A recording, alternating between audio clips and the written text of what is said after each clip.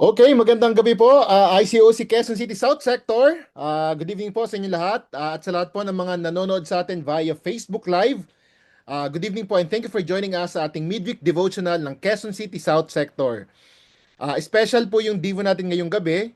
I'll be sharing a short charge lamang po ngayong gabi and then we'll have a very special brother na inangkat pa natin from our region who will be sharing his knowledge and expertise about an expertise particularly on the topic po of disaster preparedness. So, ito po yung in-announce ko nitong Sunday tsaka last week na for our Devo this week, we'll be talking about disaster preparedness. And ako po personally, excited po ako to hear practicals from this very special person. In-invite po natin ngayong gabi. Excited po ako to hear the practicals that we'll be sharing later po after I share my short charge. But before nga po, his sharing later, magbibigay lang po muna ako ng maiksing mensahe para sa ating ngayong gabi. Lately po, mga kapatid, our country po has been experiencing a lot of challenges. After po ng mga bagyo, nagkaroon po tayo ng maraming mga linog sa Bisaya o sa Tagalog. Nagkaroon po tayo ng maraming lindol dito sa ating bansa that made us tremble literally po. And nakakatakot po kasi halos almost every week po or almost every day we hear news about earthquakes na nangyari po sa ibang parte ng Pilipinas. And then I don't know kung napanood niyo yung news just yesterday.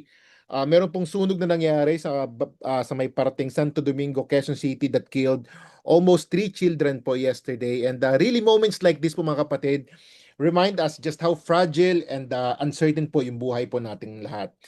And uh, pero po bilang isang Kristiyano, how do we react and respond to situations like this? So in the book of Psalms po, o sa libro ng awit, makikita po natin si David who also lived a life of trouble and uncertainties. So si David po, he also experienced being surrounded by enemies, he was betrayed, and his life was in danger. Something that many of us, if not all of us, can relate. Ngunit sa kabila po ng lahat ng mga pinagdaanan ni David, ng mga uncertainties, tsaka mga problema sa buhay, David said something in the book of Psalms that I find very powerful. At yun po i-share ko ngayong gabi sa ating short charge. Basahin po natin in Psalm 16 verse 8. Psalm 16 verse 8, sabi sa Psalm doon, verse 8, sabi, I keep my eyes always on the Lord. With Him at my right hand, I will not be shaken. Sa Tagalog po, sabi doon, Panginoon, palagi ko kayong iniisip at dahil kayo ay lagi kong kasama, hindi ako matitinag. There's a lot of things po that we can get from this scripture but that we have read.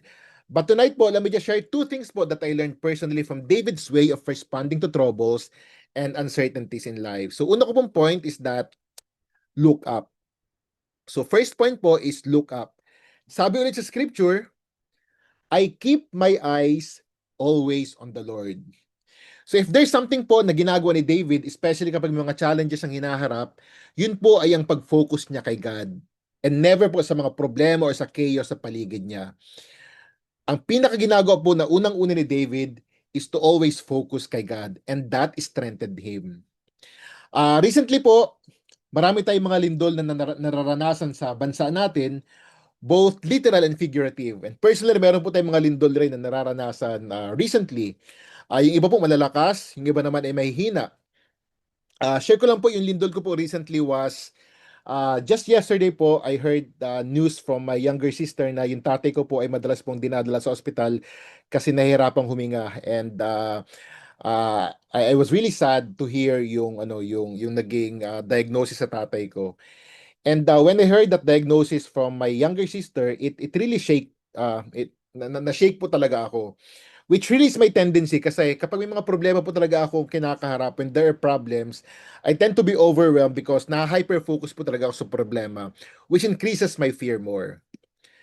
David's response po is a good reminder, especially for me, that when we choose to look up kay God, fear diminishes and faith grows. And so my question for all of us, mga kapatid, is that sa sitwasyon mo ngayon, kapatid, where are your eyes fixed? Saan naka-fixed o naka-focus yung inyong vision o yung paningin? Naka-focus ka ba kay God or nakatutok ang iyong paningin sa mga challenges? May nabasa ba akong quote Sabi dun sa quote ay, "The ground may move, but God doesn't. The world may tremble, but His throne remains firm." If you can relate with me po na marami kayong pinapagdaan na rin mga pagsubok recently, we must always learn to redirect our gaze or our attention. Because what we look at the most, dun po hinuhubog nito yung ating mga pwedeng maramdaman. If we look at fear, we feel anxious. But if we look at God, we will find peace. And so, Quezon City South Sector, let's always choose to look up and fix our eyes on the Lord, our rock who cannot be moved. Point number two po, point number two, kung point number one is look up, point number two is stay close. So, balikan ulit ang scripture na binasa natin kanina. Sabi ulit sa Psalm 16 verse 8, "With Him at my right hand." Sabi ni David, "With Him at my right hand, I will not be shaken." David did not say na, "When I understand everything," or "Kapag nagets ko ng lahat, I will not be shaken." Hindi po yun ang sinabi ni David. Sabi ni David, "With Him at my right hand," or "When God is near me, I will not be shaken." Reality po mga kapatid is that we cannot control the earthquakes we're experiencing. We cannot control the problems we're facing. We cannot control kung kailan po mag-shake yung ground. We cannot control kailan po darating yung mga bagyo, yung mga uno sa buhay. Kailan po darating yung mga trials. But what we control is our proximity with God. Again po, hindi po natin kakain control yung mga bagay-bagay na nangyayari sa paligid natin, yung mga dilubyo, yung mga sakuna, yung mga calamity sa buhay natin. But what we can control is our proximity with God. And how do we do that? When we make that decision daily to walk with Him. When we pray, when we obey, and we stay connected to His Word, His presence becomes our stability. So Quezon City South Sector, instead of trying to control what we cannot, yung pagpupumilit natin na kontrol yung mga bagay na hindi naman talaga natin kayang kontrolin, let's hold tightly to what we can control, and that is our closeness to God. Because when He is at our right hand, we can say with confidence, we will not be shaken. I want to close out po with some practicals as we train ourselves to always look up and stay close to God, especially now that things are uncertain. Una pong practical na gustong i-share is that let's start the day with God, not with the news. Ayan. Before we open our phone or scroll our social media every time we wake up, let's open our Bible first because how we start our day, it will shape our focus. Kung paano po natin sisimulan yung ating araw, it will shape our focus for the rest of the day. Second po practical that I would like to share is let's pray first, not last. When something goes wrong, don't make prayer as our last option. Make prayer as our first response. Yung pagdadasal po, it may not change the situation right away, but prayer always changes our heart.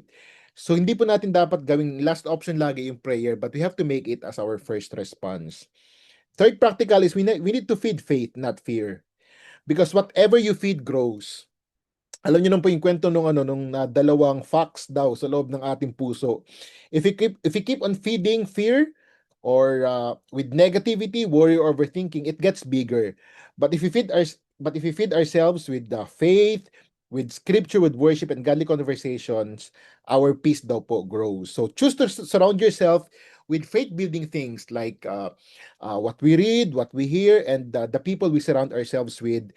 So, isurround po natin sarili natin ng mga bagay na makakatulong sa atin for us to have peace and for our faith also to grow. And also, speak faith and not doubt. Our words shape our focus. So instead of saying, "What if this goes wrong?" Let's always say, "Even if it does, God is still in control."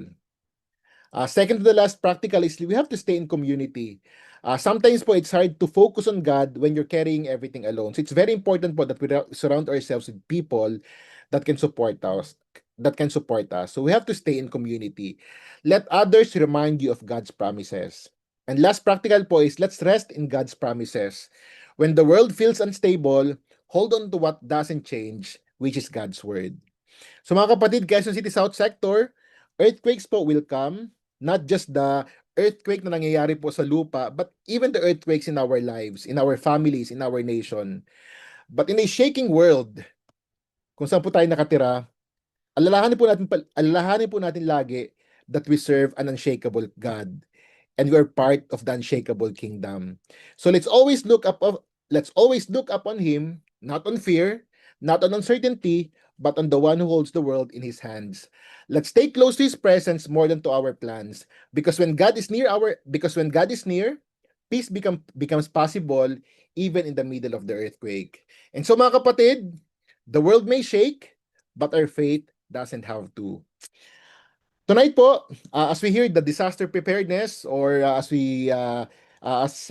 Kuya Marco Mondehar share something about disaster preparedness, earthquakes and others, may we always remember na even when the ground moves beneath us, the Lord remains unmovable. As long as He is with us, we will not be shaken.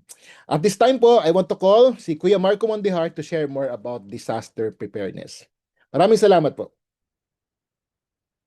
Alright, yun maraming salamat kapatid na na Chris. Sige bro, pa-share ba ako? Pasuyo nga ako, yan ha. Alright, sige bro, nga ako kung pwede na ako mag-share. Ayan, Oops. pwede na kuya. Yan, alright. Ayun sige. So, ayan, paki-check lang po ha. Paki-check lang kung pare-pares tayo ng tinitignan ha. Alright. Ha. Yan, tama po ba? Alright, Okay, tama po ba Marco. yan? Yes, Tama? yes, yes, Pares yes. ba tayo nakikita? Yes po. Yan, alright, for families, communities, school, and workplace. Maraming salamat bro for inviting me at maraming salamat sa iyong napakagandang mensahe. Lalo sa panahon ngayon na left and right, nababalitaan natin, and it seems based dun sa mga naririnig natin, papalapit ng papalapit sa Metro Manila, and salamat sa message mo bro. Kasi kahit ako natulungan yung heart ko, it's a faith building message that will allow us to be strengthened by God's word, and ang unfortunately lang itong mga bagay na nangyayaring ito, natural disasters are all inevitable, so ito talaga mangyayari, ang dapat mangyari. So ang kinakailangan lang dito mga kapatid ay maging handa po ang bawat isa sa atin. Alright, sige, bago tayo magsimula, manalangin tayo. Let's pray. God, I will thank you, Father. Salamat sa pagkakataon that all of us we can be able to come together at patuloy, Father, na i-allow namin yung time na to para patuloy na madagdagan ang aming kaalaman, lumalim mga pananampalataya, at maging handa kami sa mga mangyayari. Pray, Father, na tulungan mo ang bawat isa sa amin, na patuloy kaming kumapit sa inyo at manampalataya, at wag hayaan na kami po ay mayanig ng anumang takot at anumang mga bagay na pwedeng makaapekto sa aming mga pananampalataya. Maraming salamat. We love you so much in Jesus' name. Amen. All right. Sige po, so ang ating pong pag-uusapan mga kapatid ay disaster preparedness. Yan. Ang tanong, bakit nga ba natin kailangang pag-usapan to? Importante nga ba na tayo lahat ay bigyan ng atensyon ang mga bagay na ukol sa disaster? Gaano ba ito kahalaga sa ating mga araw-araw na buhay? Ang disaster preparedness po ay napaka-importante because it will provide essential hands-on preparation for an unpredictable natural disaster. Ito pong ang sinasabi ko pong unpredictable, hindi po dito kasama ang typhoon, hindi kasama si flood, hindi kasama si tsunami, hindi po kasama si volcanic eruption. Bakit? Kasi yan po, may notification yan eh. Pag may bagyo, at least 3 days before sinasabi. Pag may flood, expected yan. Siyempre may typhoon. Pag tsunami, di pag minalas, di aalon ng tubig, at least alam natin kasi may mga early warning device na available. Ganon din sa volcanic eruption. May mga observation na ginagawa, but not with earthquake. Okay? So magandang bagay na ito ay binibigyan po natin attention because sa pamamagitan ng itong ginagawa nating disaster preparedness, we are all tinuturuan tayo to react automatically and correctly by practicing drop, cover, and hold on. Reduce injuries from falling debris. Okay? It also foster culture of preparedness. It minimize panic and confusion, during real event, and at the same time, it will also help identify ano ba yung mga bagay na kulang pa tayo, ano yung ating mga kahinaan, ano ba mga preparasyon na meron tayo, at ano ba yung kulang pa sa mga bagay na dapat natin pinaghahandaan. Okay? We need to do an emergency action plan para pag dumating yan, handa po ang bawat isa sa atin. We will help identify our weaknesses, and that's pamagitan ng ating mga action plans, and ultimately, siyempre po, this is about saving lives, mga kapatid. Di ba? Hindi lang naman tayo naghahanda, no? Para dahil sa pagyanig ng lupa, pero ito'y tungkol po sa kaligtasan natin, mga kapatid. Sa pamagitan ng pagiging handa natin ay namimitigate po natin ang damage sa ating bahay, sa ating kabuhayan, at sa ating pang-araw-araw na buhay. Alright? Ayun po. Sabi nga po ni Stephen King, there's no harm in hoping for the best. Tama naman yun. Pero as long as you're prepared for the worst. So yun po importante, kaya importante na handa tayo. While all of us, buti na lang, disciple tayo lahat. No? Alam natin yung tamang paraan ng paglapit natin sa ating Panginoon. Pero kung hindi ka rin naman handa, yun, pwede po natin maipahamak. And ano, I really appreciate si Chris Bro for initiating. Kasi po, it only goes to show na si Chris po ay malaki ang malasakit sa sektor. No? Kasi kung wala sa kanya yan, paano na to? No? The biggest question is, what if Sunday service nangyari yan? Mamaya pag-usapan natin yan ha. Sige po, meron tayong 3 katanungan. Gaano nga ba kahanda? Gaano ka kahanda kapag dumating eto na po, the big one. Ano na ba mga preparasyon ang meron ka? Okay? Para masigurong ligtas ka, hindi lamang ikaw, ang iyong buong pamilya sa anumang sakuna. Pangatlong tanong, anong mga gamit kaligtasan ang sa tingin mo ay kayang tumagal, no? Hindi lamang ang earthquake po, hindi lamang yung pang one day. Sometimes ang effect niyan depende po sa laki ng impact. It can actually, no, actually pwede ka pwede maapektuhan ang iyong day-to-day life, no? It could be 1 day, 2 days, 3 days, it could be weeks, it could be some pwedeng maging months. So depende po, no? Kaya kailangan po tayo maging handa dito, mga kapatid. Kaya importante, mayroong disaster preparedness seminar. Okay, para matulungan tayo to prepare ourselves and to prepare our hearts. All right? Ito po yung mga so far.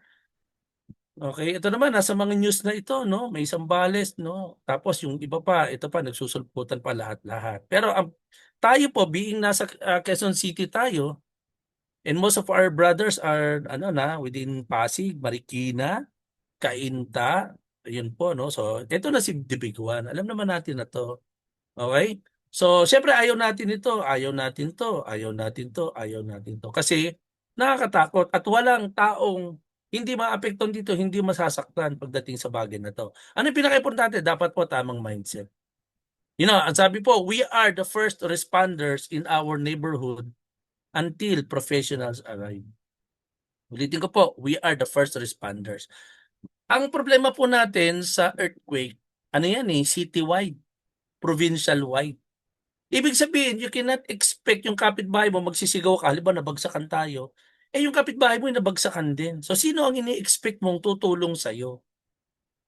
Walang ibang tutulong po sa atin, kundi sarili po natin. Pagdating ng actual impact, pagdating ng actual shaking, you cannot expect people to help you. Bakit? May sarili din po silang pamilya. May mga bagay na uunahin din po sila. May mga bagay na kailangan silang tawagan, i-secure. Ano ba yung nangyayari? Kahit pa, mga responders yan. Ako, alam niyo po na nagkaroon ng undoy. Tumawag po ako sa isang NDRRMC. Binigay ko yung address si Kuya Jose. May kapatid po kami, binabaha, bla bla bla bla. After 3 days, punta kami ni Kuya Ben. Pagdating daw, Kuya Jose, may dumating ba? Wala. Bakit? Kasi ang focus nila, ang emphasis ng function nila, una-una limited sila. Pangalawa, ang focus nila yung mas matitindi, yung pinakamatitindi na, yun ang mga inuuna nila. Yung mga medyo nandyan dyan, medyo kaya nyo na yan. Parang gano'n. So, ano po ang mangyayari? Immediate impact, sarili muna natin. Walang ibang gagalaw para sa atin kundi tayo po mismo. Alright? Yan, sige po. Ano yung pwede natin matutunan for today? Understanding Philippine Disaster Profile. Perform home and community risk assessment. Ito, importante po ito, risk assessment. Learn disaster preparedness in 3 steps. Stay informed, yun yung ginagawa natin ngayon. Knowing the risk and knowing what is going on. Making an emergency prepared plan. Pag nangyari ito, ano yung Okay, ganito. Hindi po tayo gagawa ng preparedness plan kung kailan nandun na yung lindol. Wala pa po yung lindol. Ready na tayo. Kasi kung kailan lumilindol na, doon ka palang magpe-prepare, too late na. Okay? And then, assembly of emergency kit. Okay? And syempre, it also goes with yung ating medical kit. Alright? So, meron tayong before, mga kapatid, meron po tayong during, merong after. Yung before, as a family, as a household, dapat po mag-usap-usap, dapat nagpaplano, what if nangyari ito, hindi kayo magkakasama sa bahay. Yung isa nasa Pasig, yung isa nasa Caloocan, ikaw naman nasa Makati. Ito problema, mga kapatid. Okay, worst case scenario, nag-shutdown ang mga cell sites. Okay? Nagkaroon ng hindi lang interruption, as in nagkaroon ng total blackout. Okay? Walang signal, walang wifi, walang 5G. Ano ang gagawin natin? Saan kayo magkikita-kita? Okay? Okay, during, okay, now. Ito, kung araw, okay, at least, yan, makikita mo pa. What if gabi? What if naman nasa loob kayo ng isang bahay, 2:00 ng madaling araw, kasarapan, biglang lumindol ng malakas. Anong gagawin natin? Okay? May before, may during. Okay? Kaya importante dito yung mga surviving indoors. Ano ang gagawin natin na while ikaw ay nasa loob ng iyong kabayan, kung nasa bahay ka, kung nasa building ka, ano preparations, mapag-uusapan po natin yan. And after off-grid prepping, okay? Ano yung mga gagawin natin after nito? Anong buhay ang meron ang naghihintay sa atin? Okay, ano ang disaster? Occurrence causing widespread destruction and distress. Catastrophe. So ito po mga kapatid, ito yung mga words na nagagamit natin dito. Ito po medyo yung mga salitang widespread. Yung mga salitang catastrophe, medyo ito po magiging medyo visible ito pag dumating si Big One. So ganito po no. Mabuti na po yung yung over-prepared kaysa sa under-prepared. Mabuti na 'yan. Okay po kayo doon? Nag-a-agree kayo doon? Yan, sige. Type 1. Okay? Kung nag-a-agree kayo, importante po ito. Okay, mabuti na yung sobrang handa kaysa sa kulang later, may isip mo, naku, kailangan ko pala yun. Wala ako noon. Okay? It's an occurrence, again, sabi sa meaning, occurrence causing widespread destruction and distress. No, it is a serious disruptions to the functioning of a community that exceeds its capacity to cope using its own resources. Okay? So, ibig sabihin, no, pag sinabi ng widespread, pag sinabi ng serious disruptions, exceed its capacity. Buhay, pagkain, material, economic, environmental loss, impact, no? Pagdating ng disaster, no, yung need versus resources, magkakaroon ng shortage. Paano tayo mabubuhay? Okay? Parang mga tipong pang-apocalypse ang mga datingan po niyan, mga kapatid. Pero okay lang, at least at least alam niyo lang. Now it's up to us, no, based on our own personal discernment and judgment, kung anong preparation sa tingin mo ang kaya mo. Kaya ito po mga kapatid, hindi po kayo mag-isang gagawa nito. Kung kayo po ay pamilyang magkakasama sa isang bahay, dapat po nag-uusap-usap po kayo tungkol dito. Alright? Key disaster elements, talks about lives, yung health, environment, all of these are all will be placed, sabi rito, endangered na daw, kasi buhay natin yan, hindi natin alam, may mangyayari pa ba sa mga future natin, kasi ang naranasan ng Davao ang 7.4, pero ngayon nagbabago na sila, sabi nila pwedeng umabot sa magnitude 8.4, 8.8, pwedeng magkaganon, no? So, ano yung kusunod pagka nagkaroon ng earthquake? So, siyempre, secondary na dito si tsunami. So, pagkatapos mabiyak ang lupa, papasok ang tubig. O, ayun na. Medyo na po tayo. Isip-isip na po tayo dito, mga kapatid, ha? Emergency personnel may be overwhelmed. So, because of this, dahil massive na yung impact nito, nako, baka malamang kukulangin na po ang mga taong ini-expect natin na sasagi para sa atin. Alright? Ayun na, si mapa ng Pilipinas. The Philippines is vulnerable to natural hazards. Okay, according to USAID, the Philippines is one of the most disaster-prone country in the world with an average of 8 disasters per year. Hindi pa kasama si volcano ha. Sa ngayon po, meron na tayong 300 volcano pero 24 ang active. Yun, idagdag pa nating problema yun, ano? And this can result to damage and loss of property and account for large number of death. Yun. Ito na po. Ayan na. So meron na talagang kasama na talaga dito yung usapang okay tungkol sa perwisyon ng pagkamatay ng mga ng iba pag hindi handa. Okay, the Philippines' vulnerability to natural disasters stem from its unique geographical and climatic factors, including, okay, tayo naman, alam na natin to, we are all, part tayo ng Pacific Ring of Fire, where earthquakes and volcanic activity are common. Typhoon, common sa atin. No, ang archipelago nature natin, coastal areas, no? Tayo po ay exposed so much sa tsunami, sa storm surge, and sea level rise. Yan. Kaya naman ito talaga si Big One na to talagang dapat po for me, I think for almost ako 8 years na po akong part nitong disaster. 8 years ago pa naririnig ko na po ito. Okay? Tingnan po natin si West Valley Fault. Ito yung kanyang profile. Sinasabi po ng mga scientifico, mga volcanologist, magnitude 7.2, ang intensity could be 8, no? Ito po ay sa eastern side of Metro Manila. Marikina West Valley Fault, may movement every 400 years at sinasabi po ng mga scientifico na tayo po ay nasa ika-400 years na. Okay, sabi nga ay hinog na daw. At ang coverage nito ay from Angat, Bulacan, Marikina, Quezon City, Pasig, Makati, Taguig, Laguna to Cavite, almost 100 kilometers po. Yan. Alright, okay pa po ba tayo mga kapatid? Yan. Alright. Thank you, Marco. Sige po, so disaster risk profile, ayun po tayo, nandoon ang Pilipinas. Ayan. Mamaya may video po ako na ipapakita ha. Alright, sige po. So, ayan, may website akong ibibigay sa inyo. Pwede nyo i-type in yung inyong address at malalaman ninyo kung kayo po ay tatamaan o hindi. Ayan. Alright? Metro Manila Impact Reduction Study. Liquefaction and landslide available. Check. Marikina and Manila Bay may cause tsunami. Check. 31,000 possible death. Check. 14,000 seriously injured. Check. 300,000 slightly injured. Check. 500,000 displaced. Naku po, nakakatakot po talaga to. Right? 9 major bridges and 400 buildings may collapse. We will experience brownout. Lack of water.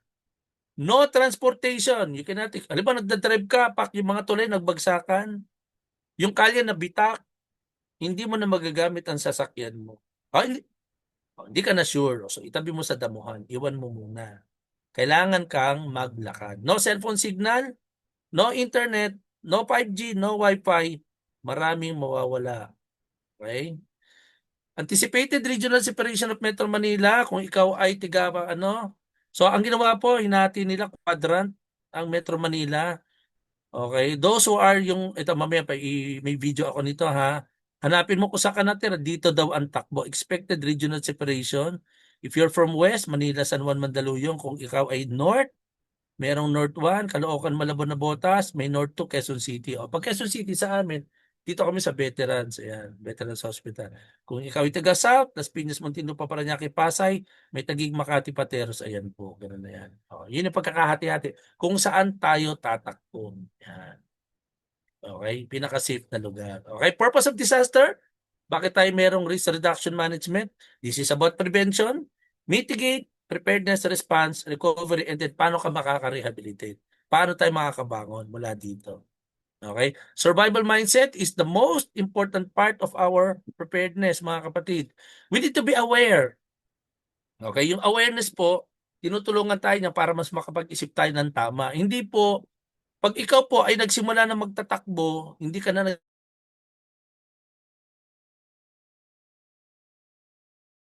Nawala audio mo, Kuya Marco?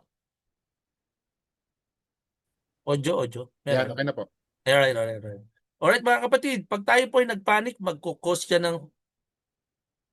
ng stampede, maraming masasaktan, maraming madadapa.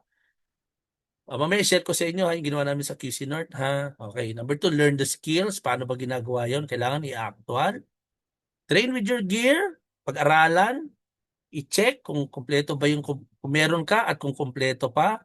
Learn with your family. Okay? Don't have a victim mindset. Oh, wala na akong magagawa. Tulungan ninyo ako.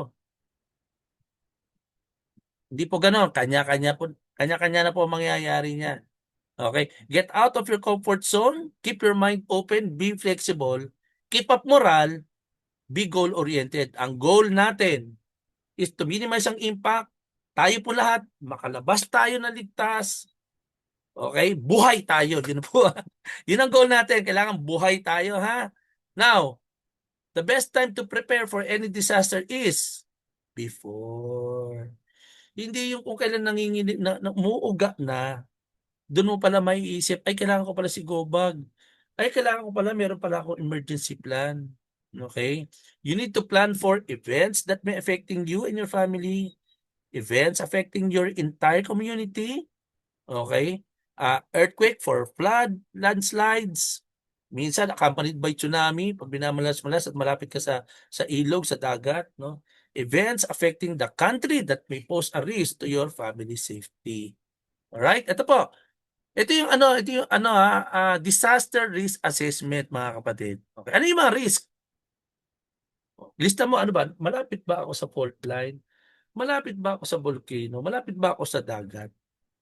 Okay, a probability or threat of damage na may cause injury and liability or loss. No? Ano yung hazard?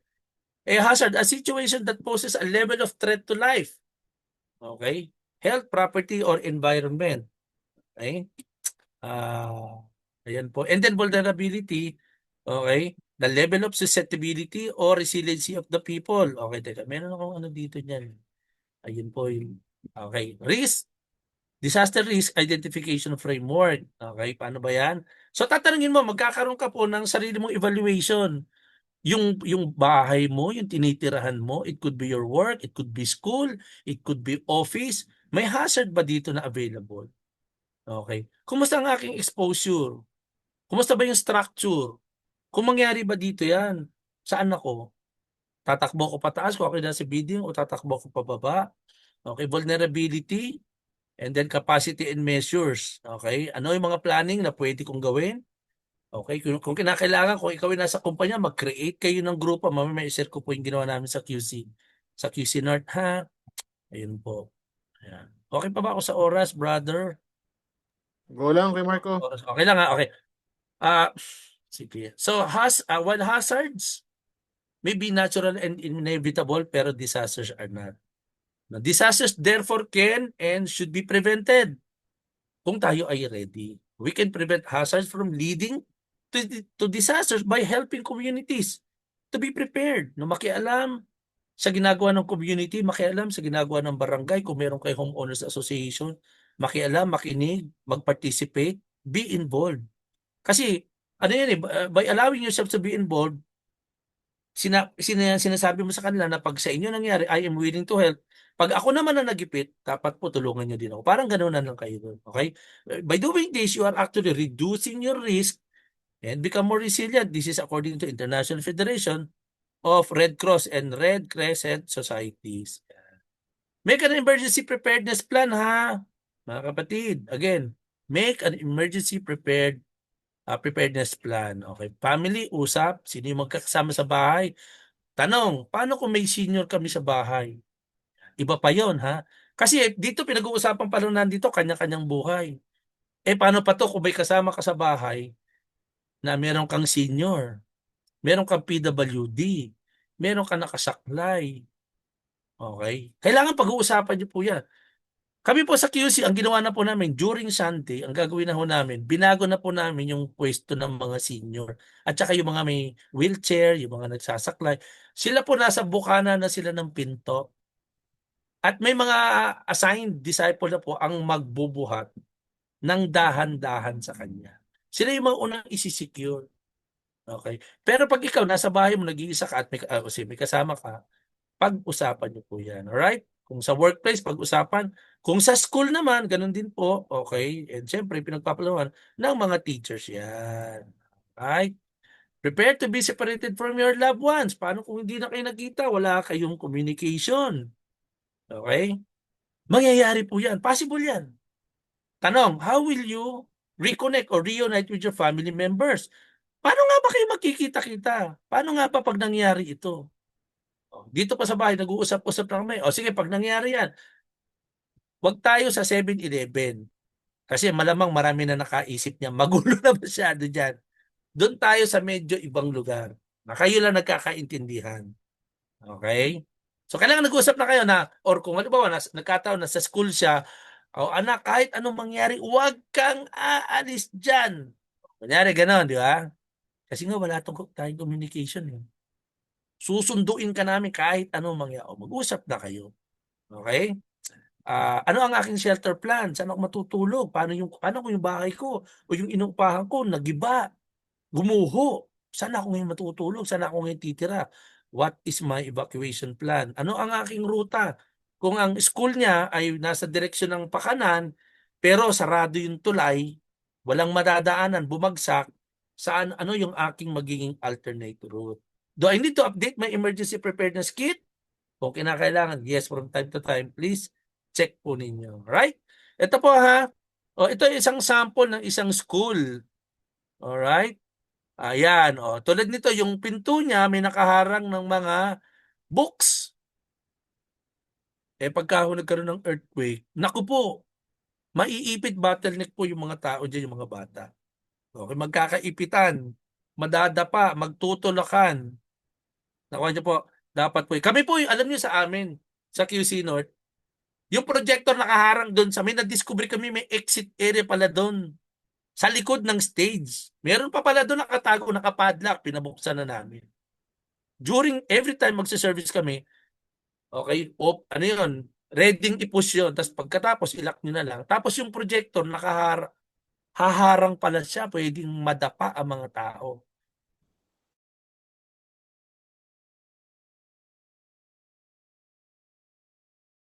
Si Nawala po Marco, yung audio nawala niyo, audio ko kay Kuya Marco, Marco. sorry. Ay, nawala ako. Yan. Okay na. Okay na ako. Alright. Sa PSSC po, dalawa yung pinto. Tama siya, palabas. Pero yung isa lang ang bukas. Yung isa naka-fix, naka-lock. Kailangan po namin siyang i-unlock. Na kinalawang na talaga. Pero hindi eh. Buhay to eh. Okay? Doon sa hagdan, may mga plants. May mga design na yan. Tanggalin lahat yan. Yung mga chairs. Okay. May glass. Delikado po yan. Okay? So at least alam mo na kung saan ka iiwas. Okay? May halaman, tapos narrow exit dahil nilagyan nila ng mga rehas. Ayun po mga kapatid, magiging ala ozone disco tayo pagkaganyan. Matatrap yung mga tao. Matatrap yung mga bata. Okay? Building watching exercise, electric post, ito paglabas mo, ito yung shade na ito sa gate, pwedeng bumagsak yan. Yung mga flower pots, magkakandahulog yan, possible, tanggalin na lang siguro. Tapos mag-ready ng, ayun, fire extinguisher. Right? Evacuation plan, the building earthquake evacuation plan should have a provisions to utilize all available open spaces. Okay? So, isip na tayo. Kami po, alam na namin, no? So, yung Children's Ministry through the leadership of Attorney Merwin, nag-usap na kami, yung mga bata, itatakbo, isi-safety na nila sa labas ng building, malapit sa parking. Okay? So, doon na susunduin ng mga parents, doon na magsasalubong lahat. Alam na namin ang gagawin namin. Okay? So, hanap na kayo ng spot na kung sakasakali, ito mga kapatid, kunyari sa Sunday service nangyari, okay. At nagkahiwa-hiwalayan na, no? O yun, dapat mag-usap na kung Sunday service ha. So wag naman sana. Develop a plan for reuniting. Okay?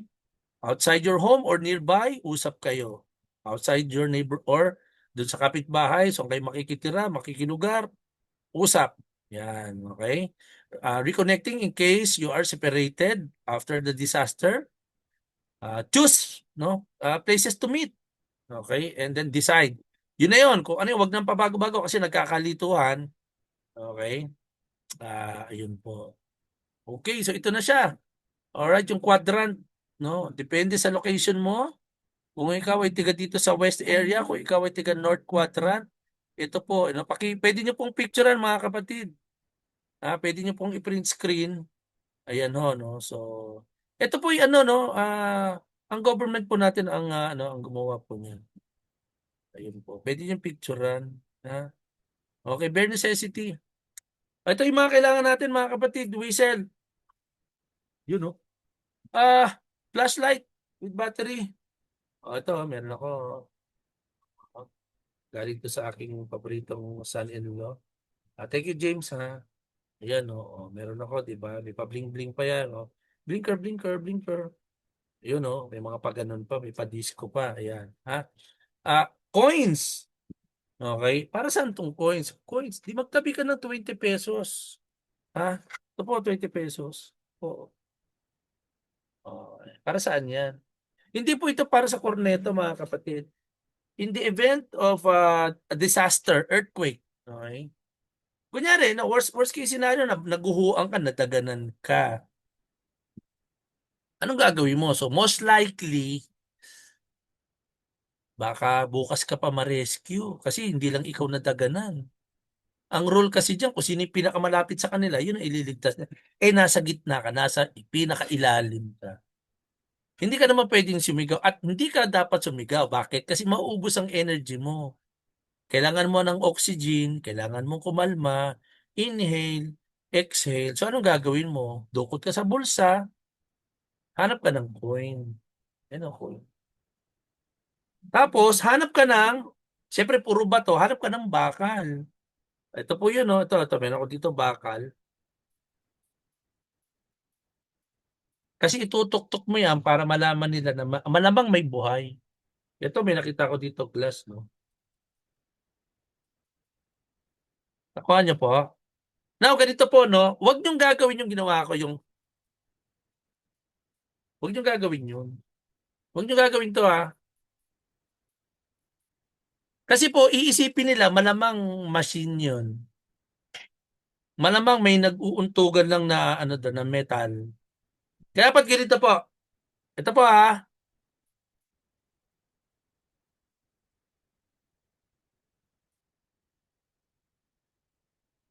Bakit?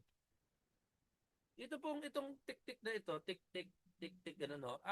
Ito po ay, ano, international accepted SOS yan, distress call, na tao lang ang makakagawa. Tao lang po makakagawa. Yung ganon. Kasi kung nag-uuntugan lang pala yun doon, may nagbagsakan, nakalambitin, tuloy-tuloy lang yun na ganon, ano? Sasabihin na sa yung airport, wala palang tao. Okay? So, importante po ito, mga kapatid, ha? So, syempre, whistle, meaning, I am here. Okay? Okay. Pag sinabi mong, pag isa yung whistle, ito po yung whistle. Pag isang whistle, sinasabi mo, I am here. O, swerte ka kung meron ka sa bulsa nito, ha? Dapat meron. Kasi kami po last Sunday, nag-distribute kami ng mga whistles with flashlights, no? Thank you kay Mike, no? Mike Corpus. Kasi kinabukasan, kumpleto na kagad. Okay? Pag isang whistle, ibig sabihin, andito ako, may tao dito. Kung may whistle ka po, mga kapatid, ha? Pag dalawa yung whistle, I need help. Okay? May meaning yan, ha? May meaning po ito, mga kapatid, ha? Pag tatlo, ibig sabihin, I am critical. Hindi ka lang talaga nakulong. Nabagsakan ka pa talaga. Okay? Ayun po, mga kapatid, ha. Huwag natin kakalimutan, ha. Pakita ko lang po, pakita ko lang, mga kapatid. Ito, meron ako dito. Ito, ha. Emergency. Okay. Ayan. Okay. Emergency kit. No? Hindi pa to go bag, ha. Ano lang to, may flashlight dito. May ano pa nga, may lighter, oh. Oh. Tapos, may whistle din na maliit. May Johnson's buds, no? Tapos, siyempre, pag nasugatan ka, may gasa dito, may emergency blanket, may mga band-aids, ang dami. Ayan, set po yan, set. Yan, Hindi nyo nakikita, eh. Basta. Yan, ha. Basta, nandun. Tanggalin ko yung blur. Ayan. Nasaan ako? Ito, yan, Ayan, Ay, nawala. Balik ko na lang sa dati. Yan na. Basta. Yun, mga kapatid, ha. So, ano po, paki-ready niyo po ito. Mamaya tuturo ko sa inyo kung saan nabibili yan. Okay? Sino ang nakapanood na ng 2012 at saka nitong San Andreas? Medyo ano medyo sinasabi nila medyo pinakamalapit ito. Okay? Panoorin niyo po, lalo na yung San Andreas, tuwan-tuwa ako diyan eh. Okay, lalo na kung yung flashlight mo pala, by the way, may laser. Yun ang the best. Kasi yun ang nakapagligtas sa kanila eh. Yung laser pointer, yan. May tulong yan, malaking ba. Panoorin niyo po to. Buong family, nag-enjoy ka na aware ka pa. Okay? Ayan po, no? Merong ano, uy, power bank ka, by the way, ha? Yan. Tapos kung may solar ka, posporo, yan, ha? Kandila, lampara, okay? Ayun. Kita niyo po. Yan na, parang hindi na ako mapagod. Okay. Tanong, saan nabibili yan? Mamaya pakita ko sa inyo. Do a hazard hunt. Okay, ganito. Pag, after natin bukas, okay, do a hazard hunt for everything that might fall. Ano yung sa bahay? Ano yung mga pwedeng malaglag dito? Ano yung pwedeng mabasag? Okay. Di ba mahilig tayo magsabit-sabit? Nasa earthquake, high alert tayo ngayon. Baka naman pwedeng i-consider nyo po na medyo yung iba alisin na. Para pagdating sa panahon na ito ay nagkaroon ng shaking, kasi yan din ho ang pwedeng magpahamak sa atin mga kapatid. Okay? Secure potential flying hazards, lalo na pag Sunday service. Kami, tinignan na namin yan sa North. Ano yung mga pwede, saan ka nakaupo at ano yung nakatapat sa'yo? Malamang bumbilya, malamang, yan. Malamang yan ang tatama sa'yo. Okay? So titingala ka para makita mo ano yung mahuhulog habang ikaw ay umi-escape. Alright? Secure electronics in place. Alright? Kung may mga furnitures ka, aalog-alog, i-anchor mo, talian mo ng alambre, strap mo yung mga appliance to wall, lagyan mo ng tali, tapos ipako mo ng gano'n para secure. Para pagdating ng oras, hindi siya sayo ng sayo. At syempre, yung mga gamit na nasa ibabaw ng cabinet, magkakanda hulog, magkakanda basag, no? Pag idikit, no, yung mga hanging items on the walls, check ang foundation ng bahay, pundasyon. Kung kinakailangan mag-reinforce ng walls, tibayan. Okay, i-retrofit kung may budget. Social. Upgrade to earthquake resistant materials. Okay, do an inspection and reinforce roof structure. Pati electrical na, sama mo na din kasi kung ilang years na yung bahay. Naku po, baka mamaya mag-create ng spark yan. O yan na, secondary dyan ay fire. Ayun po. Alright? Emergency exits, napaka-importante. Draw up a floor plan of your home that shows all possible exits from each room. At ito pong emergency exits, ito po mga kapatid kung kasi nga ang problema natin, paano kung gabi nangyari? Ito maganda gawin nyo po nakapikit ang mata kasi what if gabi mangyari, 2:00 na madaling araw, nangyari yung shaking, namatay lahat ng ilaw, okay? Gumuho, dapat kaya mong gapangin palabas. Ngayon pa lang, kahit nakapikit ka, practicein mo na po. Okay? At dapat, ito po mga kapatid dapat po sa table mo, sa kama mo, dapat kaya mong abutin yung go bag. Hindi yung nandito ka sa room mo, bedroom, yung go bag mo nandoon sa sala. Hindi mo rin nagamit. Dapat as much as possible, kasi nga kung gabi, what if gabi? Dapat po kayang abutin ng kamay.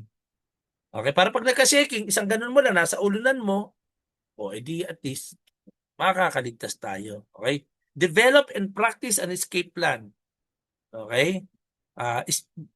Planuhin yung escape route. Kada kwarto, saan dadaan, sa bintana, sa bubong, kung saan. Okay? At ano ang plan B? Okay? Have a safe meeting place outside your home. Okay? And re-enter your house in an emergency situation. Yan. Okay? Medyo fast forward ko na ng konti ha. Ito exit yan. Okay? Floor plan. Okay. Yan. Sige, mamaya may sasabihin ako dyan. Ito na. Okay, yung emergency evacuation plan. Ganito po, no? Every time na pumapasok kayo sa building o kaya sa mall, mga kapatid, di ba naka-ano yan? Naka-usually nasa wall. Di ba? Picturean nyo po. Picturean nyo. Kasi what if nandun ka sa mall, tapos bigla nagkaroon ng shaking, tapos bumagsak. At least may kopya ka. Uy, ito, teka, nandito ako ngayon. Ito ang palabas. Ayun, dito ako lalabas. Di may escape route ka. Yeah. Okay ba yun mga kapatid?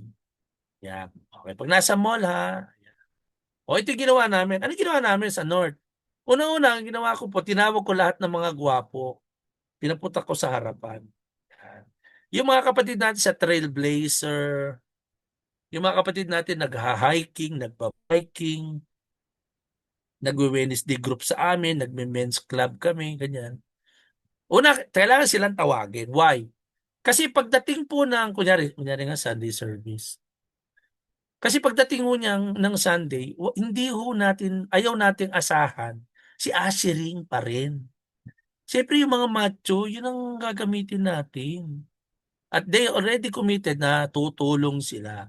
So we divided the sector into 4 groups. Kasi may mga exit points kaming in-identify para hindi ang takbo isang lugar lahat. Okay, magkukos lang yun ng panic. Yan. Alright? So ang ginawa namin, hindi lang namin hinati sa 4, nagbawas kami ng kuryente, ng ilaw. Kunyari madilim. Pero dahil practice, hindi naman totally pinatay. No? Okay, so ito na tayo sa duck cover and hold on. Ayan po yung nangyari. And then, dahan-dahan po, after the shaking, kunyari po, no, slowly evacuate to designated safe area. So ito na po, na-practice na namin yung aming emergency plan, saan tayo mag-evacuate at saan tayo magkikita-kita.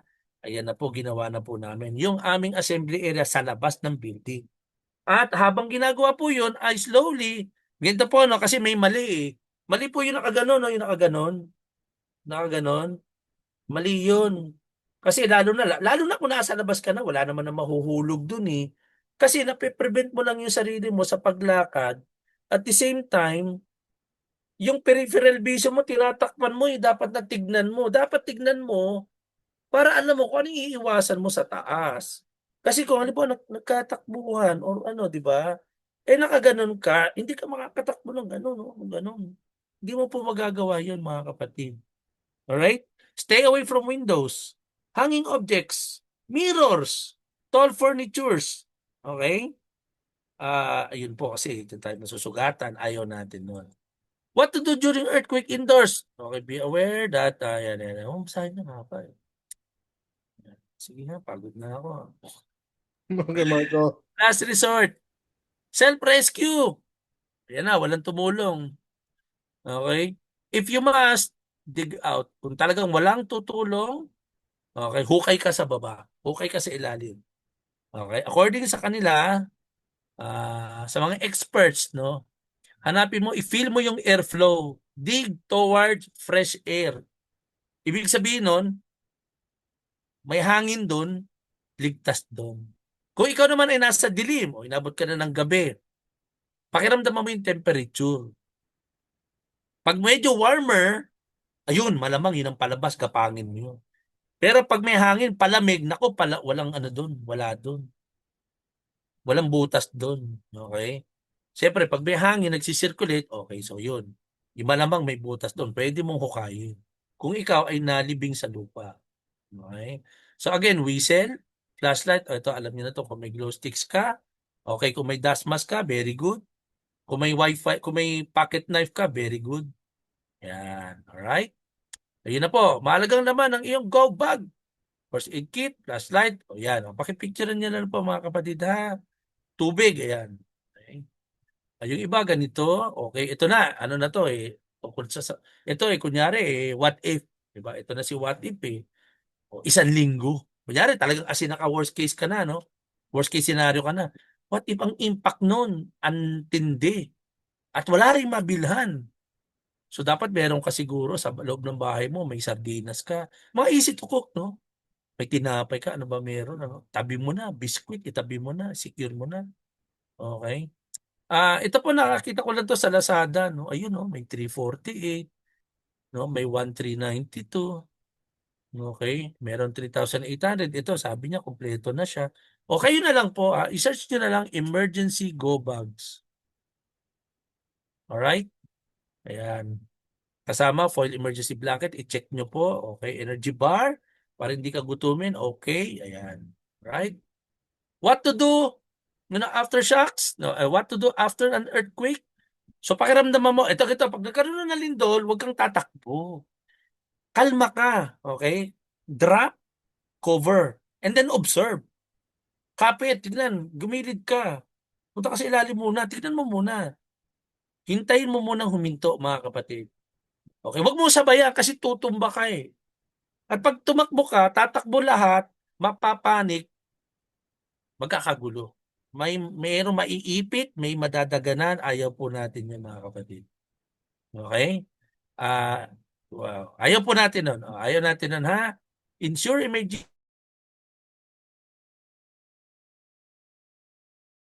Nawala po ulit yung audio, Kuya Tito Marco. Wala. Hello, hello. Yan, okay na po. Okay na. Alright, sige. So beware of, ayun, basahin nyo. Ensure immediate safety if necessary. Avoid running. Okay, hindi po ito marathon. Okay, hindi ito karera mga kapatid. Iingat po tayo ha. Sabi sa Luke 21 verse 11, English Standard Version.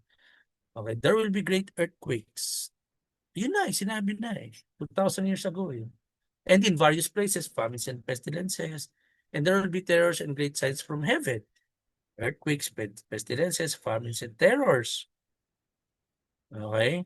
Pero sabi sa Psalm, God is our refuge and strength, an ever-present help in trouble. Therefore, we will not fear, though the earth give way and the mountains fall into the heart of the sea, though its waters roar and foam and the mountains quake with their surging. Mga kapatid, ang sabi ng Panginoon, God is our refuge, mga kapatid. Ayun. So ito po yung mga akin pong ako'y naging part po ng Beyond Response, Ready, Recover, Rebuild, no? Dito po yung ginanap ito sa SMX wherein I am one of the officer, which I was the president of this organization. This is being initiated ito ng ating NTC Commissioner, Attorney Gamaliel Cordova, yung mga radio dealers po. At ito yung ginawa na natin sa Quezon City sector. Yung ating simulation, di ba naalala, di ba ito? MC Rillo, earthquake drill, di ba? Matindi kaya yun. Yan, inaktual natin, naka-face mask lahat. At yan po, ginawa din namin sa PIA. Okay, attended by almost mga 50 yata itong nandito. Actual na talagang nagpayanig tayo, nag-set up sila lahat doon. Ayun po, no? Ayun po. And also, I was also part of the, ito po yung ginanap, Hope Worldwide, no? Ito po yung ginanap sa Yogyakarta, Indonesia, no? At this was attended by church leaders from Australia, Singapore, Malaysia, no, Japan, no? At kasama ko dyan si Sir JB Velasco at si Kuya Roy Soriano. Ayun po. Ito po yung aking mentor, si Sir Jerry Carwal ng SAROP, Search and Rescue Unit Foundation. At siyempre po si Sir June Del Ponso, yan. Special Operations Assistance and Rescue PH, SOAR. Okay, ang ating po mga reference po at ang ginamit din ng mga reference materials, ito po, yan. Sige, pwede niyo pong kopyahin. Yan. Right? Ayun po, mga kapatid. Ayan, sige. So, maraming salamat. North Caloocan pala ito nakalagay. Alright. Bigay ko po yung website, mga kapatid. The Hazard Hunter PH. Pwede niyo pong i-type yung address ninyo. Malalaman niyo po dyan kung kayo po ay malapit o malayo mula po sa fault line. Okay? Ayan. Website po yan. Website, ha? If the big one hits tonight, do you know what to do? It's time to check your location. I commented the link down below para ma-check mo if malapit pa yung bahay mo sa fault line. Here's what the experts recommend. 0 to 5 meters, definitely bawal magtayo dito. 20 meters to 50 meters, very risky pa din para sa mga houses. 100 to 500 meters, it is considered safe naman as long as your house follow a earthquake-resistant design. If you're near the fault line, don't panic. But be prepared. Make an emergency plan with your family. Secure or bolt down any heavy furniture. Prepare a go bag with water and flashlight, whistle, first aid, and important documents. Know your safe spot under the sturdy table away from window and shelves. And agree on a meeting point outside your home after the earthquake. We can't predict when the big one will hit, but we can decide to be ready. Make sure to check the link on the comment section down below and check the location of your home if you're near the fault site. Because when the ground shakes, it's not luck that saves lives. It's being prepared. Follow for more architecture and construction ideas. Alright. Ayun po. Alright. Sige po. Ano po, learnings, realizations, and questions. Yan. Alright. Sige. So, ganito bro, no? This is something that, pag-usapan ninyo as a family.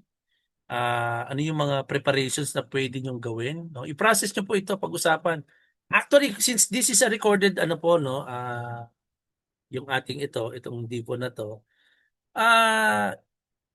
kasi baka magulit yung mga anak nyo, bakit tayo magre-ready? Hindi sila prepared, hindi sila hindi sila naka-mindset. Ipanood nyo sa kanila, ipaulit nyo. Okay? Mas marami po ang manonood nito. Ano ba ibig sabihin? Siyempre ayaw natin naglilibing after ng the big one, mga kapatid. Okay?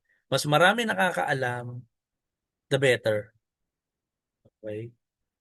Literal na buhay ang maliligtas po natin dito. And ito, it's been na to, almost mula sinimulan to. Nauna pa to sa COVID di ba? Oo.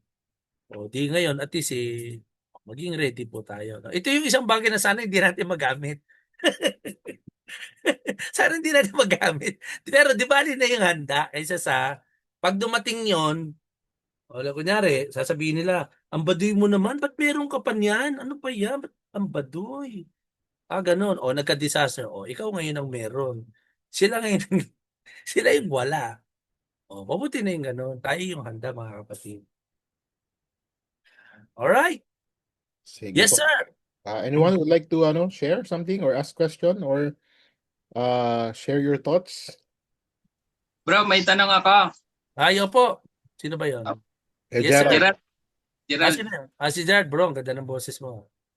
Bro, kung halimbawa nandito ako sa building, school man yan or sa condo, may tamang timing ba or may tamang bilang? Halimbawa, gumagalaw na, kailangan sabayan yung paggalaw bago para lumabas ka o kailangan may aantayin kang bilang o timing sa kakadahan na lumabas kung sakali lang nasa condo ka or Tama. Tama naman yan. Well, ganito mga kapatid, Gerald bro, unang-una sa lahat, gusto ko sabihin sa'yo, ang gwapo mo bro, para kang action star. At ako ay follower ng iyong mga vlog. Yan, follow for more. Yan. Wala naman po kasing, well, una-una, walang perfect plan. Okay. Pangalawa, wala namang sequence Basta as long as maramdaman mo medyo humina o huminto, okay, medyo bilisan mo ng konti. Siyempre mamaya aalog uli yan Kasi baka mamaya sa unang alog, lumuwag pa lang yung tornilyo. Na nagmamabagal ka pa. Lumuwag pa lang yung tornilyo pero hindi pa gumuguho. Medyo bilis-bilisan mo naman ng konti. 'Di ba? Basta medyo yung kalma na, medyo kaya mo naman tumindig at wala ka namang mapipirwisyong mga ibang tao at magkokos yun ng pagka-stampede. No, by any means bro, kahit tumambling ka pa, hindi naman. No? Basta importante safe ka. Kasi hindi mo alam mamaya aalog uli, pinto ka na naman. Pakiramdaman mo, ano ba yung mga area, tingin. 360 degrees, taas, titingin, di ba? Ano yung mga possibilities? Okay? Kapain mo yung pader, teka, yayanig ba to? Mukhang guguho na ba? Di ba? So, syempre, ano ba pinakamatibay na structure sa building? Syempre, yung poste. O medyo doon ka, huwag kang pupunta sa gitna kasi yun ang pinakamababagsak Huwag kang pupunta sa gitna. Pag ng bagsak nun Ayan. So walang walang parang sequence. Basta the moment na naramdaman mo parang huminto na, yun. Iska po na agad. Yun, gano'n. Salamat bro. Yes sir. Bro, isa pa na lang. Kung halimbawa nasa condo, tapos 30 palapag yung condo, nandun ako sa 28th floor. Dapat para isip ako saan ako pababa ang takbo ko, pataas. Tama. Napakaganda ng tanong mo, kapatid.